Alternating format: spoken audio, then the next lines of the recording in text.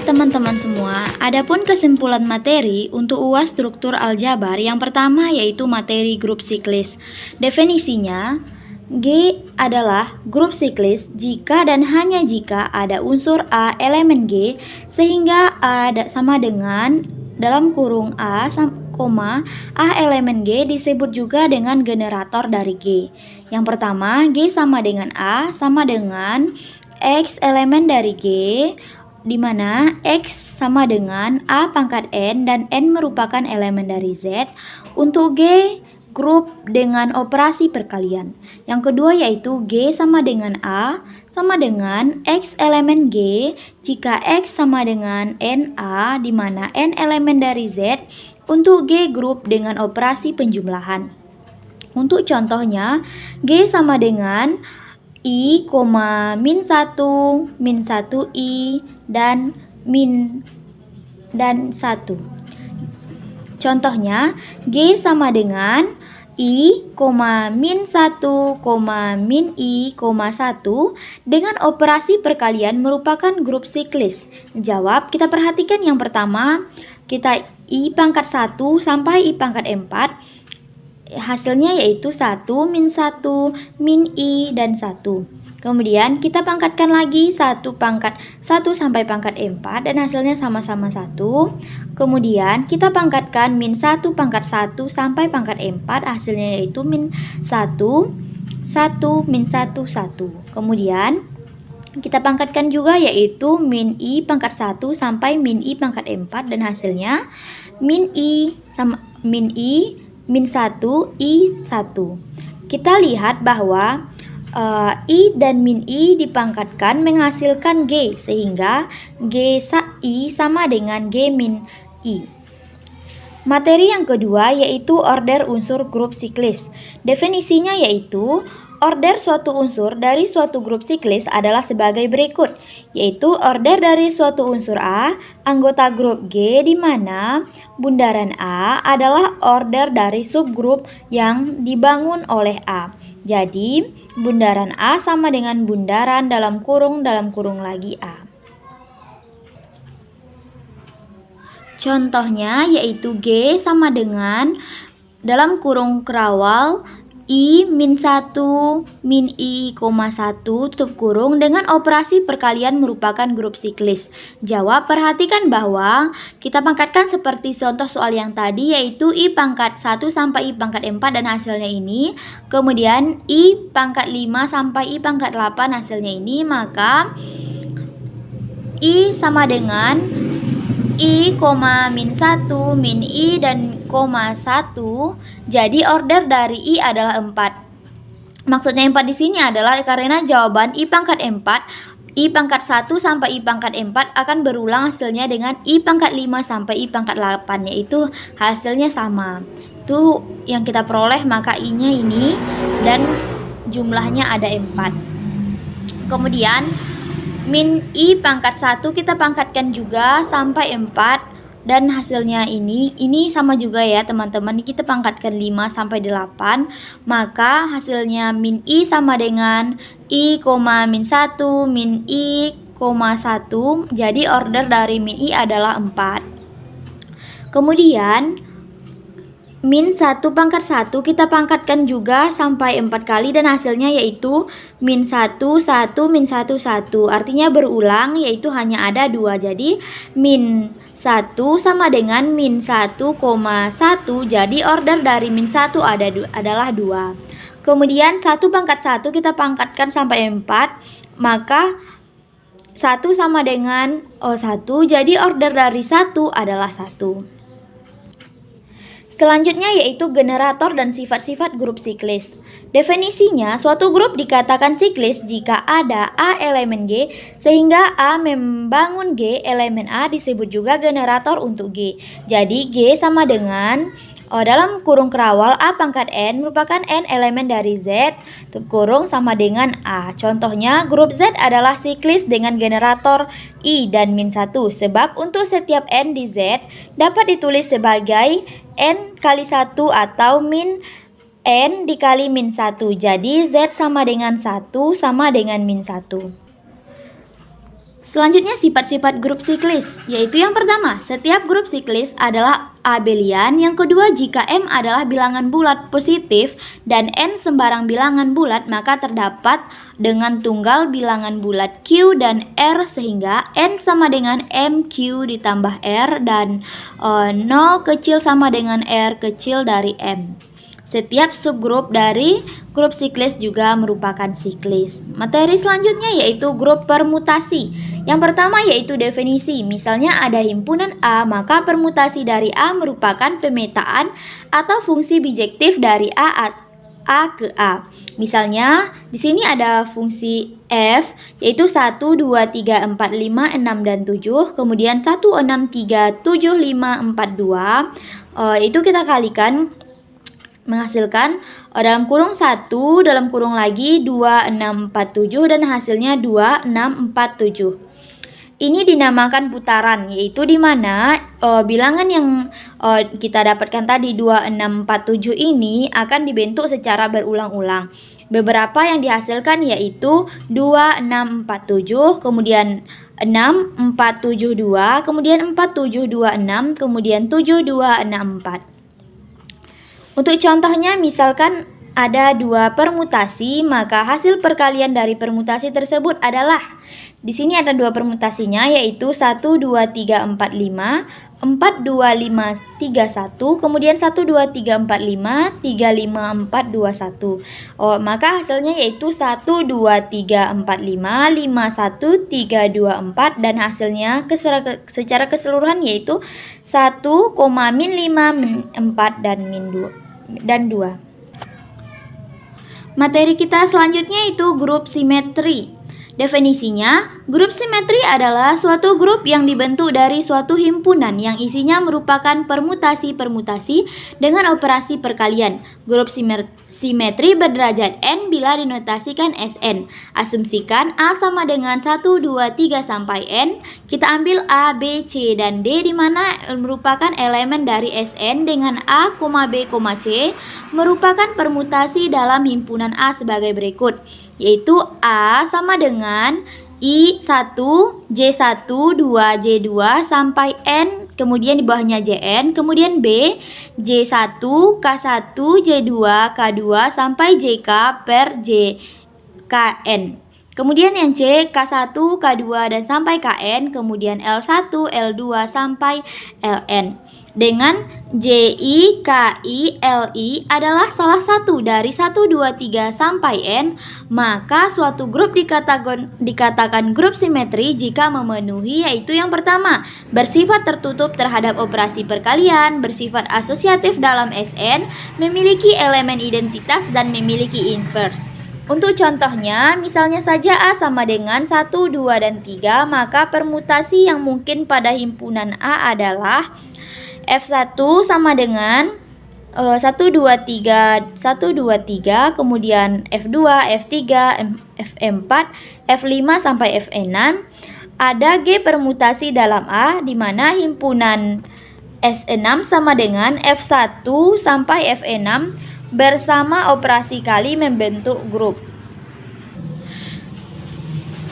Tabel Carle berikut menampilkan hasil operasi X kali antara anggota dalam himpunan tersebut. Ini ada tabelnya yaitu X, F1 sampai F6, kemudian F1 sampai F6.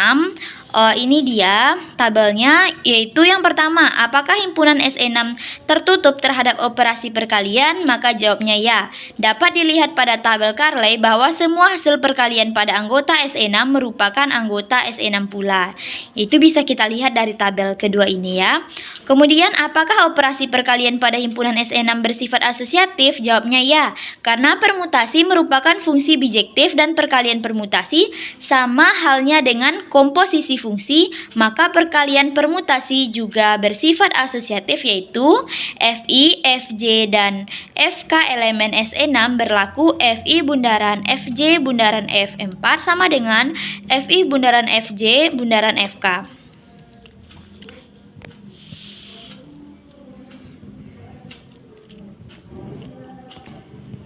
Materi selanjutnya yaitu homomorfisme grup. Definisinya yang pertama, misalkan G, 0 dan G aksen elemen course masing-masing grup suatu pemetaan bukan himpunan kosong dari grup di mana G, 0 ke grup G aksen, course disebut homomorfisme grup jika memenuhi, yaitu bukan himpunan kosong dari A bundaran B sama dengan bukan himpunan kosong A, course bukan himpunan B, bukan himpunan kosong B, dan semua A, B merupakan elemen dari G.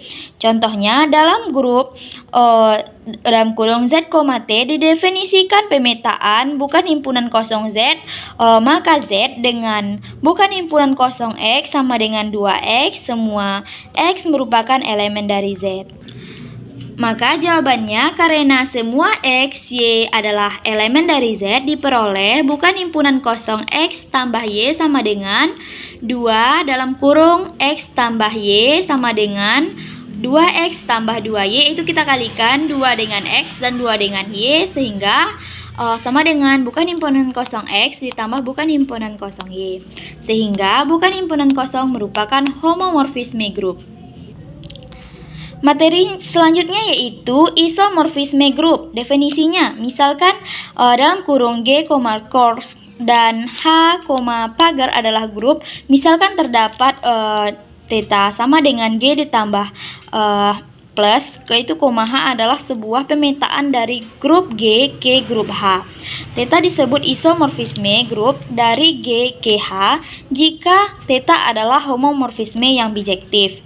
Sifat-sifat isomorfisme grup yang pertama, alfa adalah pemetaan, alfa adalah homomorfisme. Yang ketiga, alfa adalah homomorfisme injektif dan alfa adalah homomorfisme surjektif. Untuk contohnya, misalkan G grup bilangan bulat dengan operasi penjumlahan dan G aksen titik 2G untuk bilangan bulat, di mana X elemen dari G didefinisikan pemetaan bukan himpunan kosong sama dengan G, maka G aksen dengan bukan himpunan kosong A sama dengan 2A, tunjukkan bahwa himpunan kosong isomorfisme. Maka jawabannya yang pertama kita ambil X, Y merupakan elemen G jika bukan himpunan kosong X sama dengan bukan himpunan kosong Y, maka diperoleh 2X sama dengan 2Y, X sama dengan Y. Jadi bukan himpunan kosong merupakan homomorfisme injektif. Kemudian B, kita ambil X aksen elemen dari G aksen. Kita pilih X elemen G sehingga bukan himpunan kosong X sama dengan X aksen. Kita ambil X-nya sama dengan setengah dari X aksen, maka bukan himpunan kosong X sama dengan 2 dalam kurung setengah X aksen sama dengan X aksen. Jadi X sama dengan setengah X aksen merupakan semua dari bukan himpunan kosong X sama dengan X aksen. Jadi dapat disimpulkan bahwa himpunan kosong merupakan bukan himpunan kosong merupakan homomorfisme surjektif. Dari A dan B didapat bahwa bukan himpunan kosong merupakan isomorfisme grup. Selanjutnya yaitu teorema Carley. Definisinya, teorema Carley menempatkan semua grup pada konsep yang sama, yaitu sebagai himpunan fungsi-fungsi bijektif. Untuk contohnya, tunjukkan bahwa U12 dari 1, 5, 7, 11 dan permutasi U12 adalah isomorfisme. Maka kita buatkan tabelnya, yaitu U12, 1, 5, 7, dan 11 kita ambil dari himpunannya. Kemudian hal serupa juga dibuat di bagian di sininya. Kemudian ini adalah hasilnya. Dari tabel tersebut kita bisa dapat permutasi grupnya. Yang pertama untuk T1 1, 5, 7, 11 1, 5, 7, 11 sampai dengan T5, T7 dan T11. Kemudian sehingga bila kita kalikan secara komposisi pada permutasi grup tersebut, maka hasilnya U12 T1, T5, T7, dan T11, kemudian T1, T5, T7, T11, ini adalah hasilnya. Dengan ini menyatakan bahwa U12 dan U12 bersifat isomorfisme. Materi selanjutnya yaitu relasi ekuivalen. Definisinya diberikan relasi R pada himpunan A. Yang pertama, relasi R disebut relasi refleksif jika setiap A elemen A berlaku A RA. Kemudian relasi R disebut relasi simetri jika untuk setiap A, B merupakan elemen dari A dengan A, R, B, maka berlaku BRA. Relasi R disebut relasi ekuivalen jika relasi R memenuhi sekaligus relasi reflektif, simetri, dan intransitif. Jika A tak hingga B dan B tak hingga C, maka A tak hingga C disebut juga dengan sifat transformatif. Untuk contohnya, kita misalkan B adalah himpunan bilangan bulat dan A sama dengan B, berarti bahwa A tak hingga B habis dibagi 5. Tunjukkan bahwa relasi R ekuivalen, maka kita buktikan dengan sifat yang pertama yaitu sifat refleksif, yaitu A tak hingga A, yaitu relasi R bersifat reflektif karena A elemen B berlaku A sama dengan A, yang berarti A kurang A sama dengan 0, sama dengan 5 dikali 0 habis dibagi 5. Yang kedua sifat simetrik, yaitu A sampai tak hingga B maka B tak hingga A. Relasi R bersifat simetrik, di mana A dikurang B sama dengan 5K ekuivalen dengan B dikurang A sama dengan min 5K, yang berarti harus dibagi 5 atau ARB. Sifat transitif yaitu A tak hingga B dan B tak hingga C, maka A tak hingga C. Berarti A dikurang B sama dengan 5K, B dikurang C sama dengan 5N, maka A dikurang B ditambah B dikurang C, yaitu A dikurang C sama dengan 5K ditambah 5N, yaitu kita keluarkan angka 5-nya dan masuk kurung K ditambah N habis dibagi 5. Jadi dapat disimpulkan bahwa A, R, C dari 1, 2, dan 3 sampai 1, 2, dan 3 didapat bahwa R merupakan ekuivalen. Selanjutnya yaitu teorema Lagrange. Definisinya, jika G merupakan grup sehingga dan H subgrup G, maka order dari H adalah pembagi order G. Untuk contohnya, diketahui G sama dengan Z12, akan diperhatikan bahwa apakah Z12 dibagi akan habis. Jawabnya, subgrup dari Z12 adalah yaitu H1, H2, H3, H4, H6, dan H12, yaitu O0 bundaran HI sama dengan 1. Kemudian ini dioperasikan seperti ini ya, sehingga hasilnya 1, 6, 4, 3, 2, dan 12. Di sini dapat diperhatikan 1, 2, 3, 4, 6, dan 12 yang merupakan order dari subgrup. Subgrup dari Z12 ini membagi habis order lain dan Z12 yaitu 12. Materi selanjutnya yaitu indeks subgrup. Definisinya, jika H subgrup dari grup finite G, maka banyaknya koset kanan kiri H dalam G yang berbeda disebut indeks dari H dalam G, atau ditulis juga dengan G dalam kurung H. Untuk teoremanya, jika H subgrup G, maka terdapat korespondensi satu-satu antara sembarang koset kanan kiri dalam H dalam G. Dari H dalam G. Untuk contohnya, misalnya saja tentukan indeks dari grup 4 dalam Z4. Untuk penyelesaiannya yaitu 4 dalam Z4 yaitu 0,4 sama dengan H, maka H subgrup dari Z4 yaitu Z4 ya sama dengan dalam kurung 0, 1, 2 sampai 3. Di mana koset kanannya H0, H1 sampai H3, yaitu 0,4 ditambah 0, 1, 2, dan 3, hasilnya 0,4, 1,5, 2,6, kemudian 3,7. Maka indeks dari H dalam G adalah 4, yaitu 4, 1, 2, 3, dan 4. Materi kita selanjutnya yaitu subgrup normal.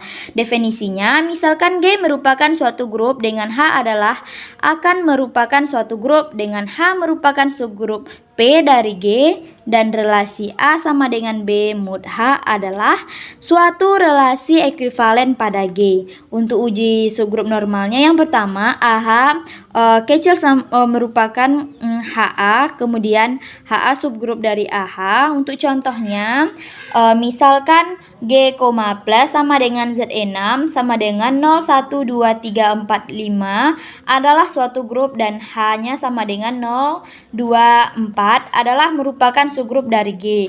Tunjukkan apakah H termasuk subgrup normal dari G atau bukan. Maka jawabnya G, plus sama dengan Z6 sama dengan 0,12345.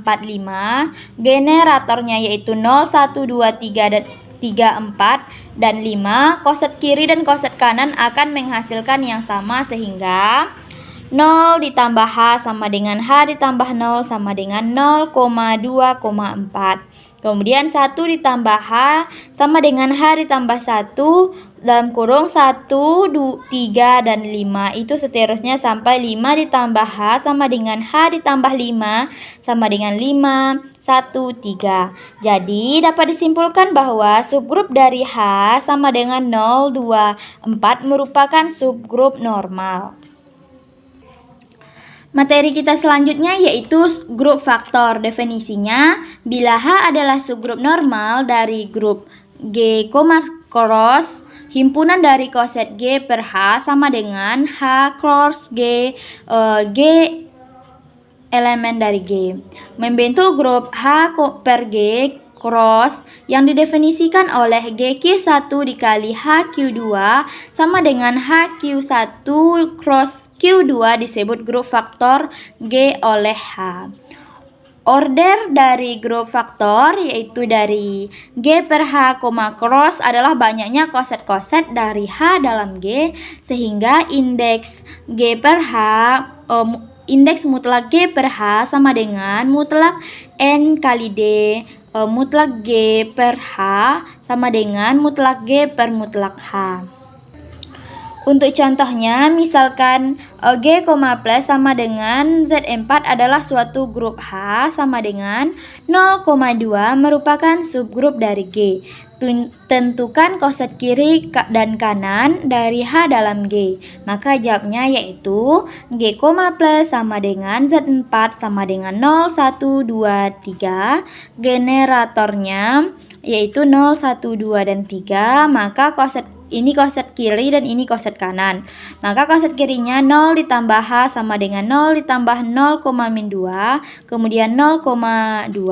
Maka koset kirinya juga sama yaitu H tambah 0 sama dengan 0,2 ditambah 0. Kemudian hasilnya 0,2.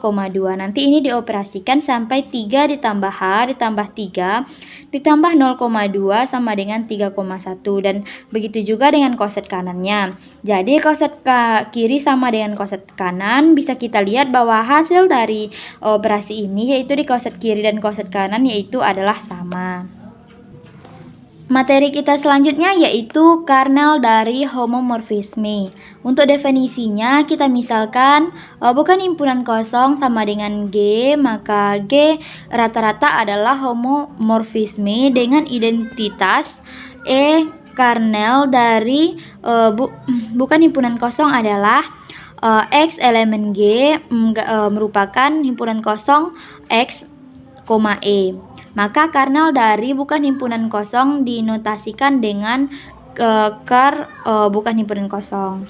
Untuk contohnya misalkan A kernel bukan himpunan kosong sama dengan B kernel bukan himpunan kosong.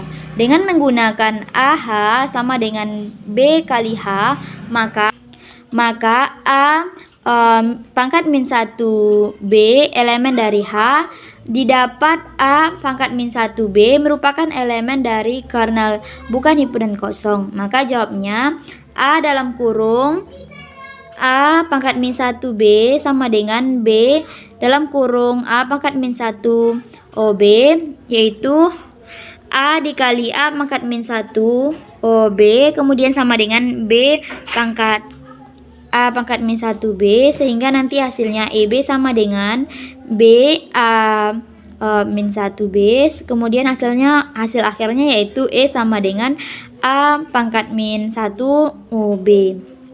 Kemudian bukan himpunan kosong E sama dengan bukan himpunan kosong dari A pangkat min 1B, kemudian E sama dengan bukan himpunan kosong dari A pangkat min 1 dikali bukan himpunan kosong dari B, karena E sama dengan bukan himpunan kosong A pangkat min 1, kemudian bukan himpunan kosong dari A, maka bukan himpunan kosong A sama dengan bukan himpunan kosong dari B. Untuk materi selanjutnya yaitu teorema homomorfisme fundamental untuk grup respondensi. Untuk definisinya, jika F suatu homomorfisme dari suatu grup G ke dalam grup G aksen dengan kernel K, maka terdapat suatu isomorfisme dari G per K ke dalam G aksen. Misalkan G, cross dan H, himpunan kosong adalah suatu homomorfisme grup dari G ke H adalah suatu pemetaan F, G, maka H yang memenuhi F dalam kurung X cross Y sama dengan Fx bundaran Fy, di mana semua X, Y merupakan elemen dari G. Adapun contohnya yaitu Z, cross adalah grup identifikasi Fz sampai Z dengan Fx sama dengan 2x merupakan homomorfisme grup atau bukan? Maka jawabnya ada tidaknya F sama dengan Z, maka Z dengan Fx sama dengan 2x memenuhi. Yang pertama kita gunakan yaitu fungsi. Ambil sembarang x1, x2 elemen dari Z dengan x1 sama dengan x2. Kita perhatikan bahwa x1 sama dengan x2 dan 2x1 sama dengan 2x2. Artinya Fx1 sama dengan Fx2. Jadi Fx sama dengan 2x, maka Fz sama maka Z. Kemudian kita buktikan juga pengawetan operasi. Kita ambil sembarang x1, x2 elemen dari Z dengan x1 sama dengan x2. Perhatikan bahwa fx1 ditambah fx2 sama dengan 2 dalam kurung x1 tambah x2 sama dengan fx1 ditambah fx2. Jadi memenuhi pengawetan operasi dari 1 dan 2, maka f(2z) maka Z dengan fx sama dengan 2z merupakan homomorfisme grup. Baiklah teman-teman, sekianlah penjelasan saya tentang materi setelah UTS ataupun kesimpulan materi untuk persiapan kita melaksanakan ujian akhir semester. Salah dan janggal mohon maaf. Assalamualaikum warahmatullahi wabarakatuh.